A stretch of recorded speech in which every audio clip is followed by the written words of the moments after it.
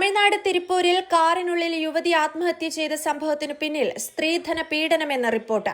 ഇക്കാര്യം വ്യക്തമാക്കുന്ന ശബ്ദ സന്ദേശം പുറത്തുവന്നു. തിരുപ്പൂരിലെ വസ്ത്രവ്യാപാരി അണ്ണാദുരൈയുടെ മകളായ ഋതന്യയാണ് കാറിനുള്ളിൽ മരിച്ച നിലയിൽ കണ്ടെത്തിയത്.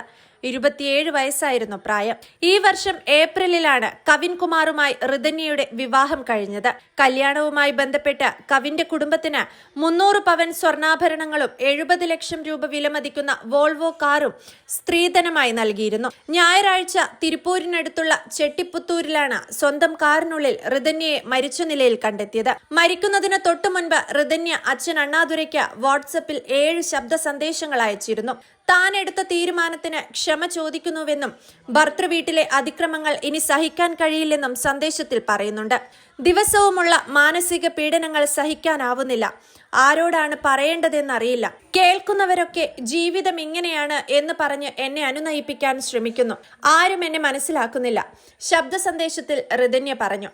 മാതാപിതാക്കൾ തന്നെ സംശയിക്കാൻ സാധ്യതയുണ്ടെന്നും എന്നാൽ താൻ കള്ളം പറയുകയല്ലെന്നും ഋതന്യ സന്ദേശത്തിൽ പറയുന്നുണ്ട്. ഇനിയും അച്ഛനൊരു ഭാരമാവാൻ വയ്യ. ഭർത്തൃവീട്ടുകാർ മാനസികമായി ഉപദ്രവിക്കുമ്പോൾ കവിൻ ശാരീരികമായി ഉപദ്രവിക്കുകയാണ്. ഈ ജീവിതം മടുത്തു, ഋതന്യ സന്ദേശത്തിൽ പറയുന്നു. ഞായറാഴ്ച അമ്പലത്തിലേക്ക് പോകാനെന്ന് പറഞ്ഞ് വീട്ടിൽ നിന്നിറങ്ങിയ ഋതന്യയെ പിന്നീട് കാറിൽ മരിച്ച നിലയിൽ കണ്ടെത്തുകയായിരുന്നു. റോഡിന് സമീപം ഒരു കാർ കുറെ നേരം നിർത്തിയിട്ടത് കണ്ടതിനെ തുടർന്ന് സംശയം തോന്നിയ നാട്ടുകാരാണ് പോലീസിന് വിവരം അറിയിച്ചത്. തുടർന്ന് നടത്തിയ അന്വേഷണത്തിൽ ഋതന്യയെ കീടനാശിനി കഴിച്ച നിലയിൽ കാറിനുള്ളിൽ കണ്ടെത്തുകയായിരുന്നു. ഋതന്യയുടെ ശരീരം പോസ്റ്റ്മോർട്ടത്തിനായി ജില്ലാ ഗവൺമെന്റ് ഹോസ്പിറ്റലിലേക്ക് മാറ്റി. ഭർത്താവ് കവിൻകുമാർ, ഭർത്തൃപിതാവ് ഈശ്വരമൂർത്തി, അമ്മ ചിത്രദേവി എന്നിവർക്കെതിരെ കേസ് രജിസ്റ്റർ ചെയ്ത് അന്വേഷണം ആരംഭിച്ചിട്ടുണ്ട്.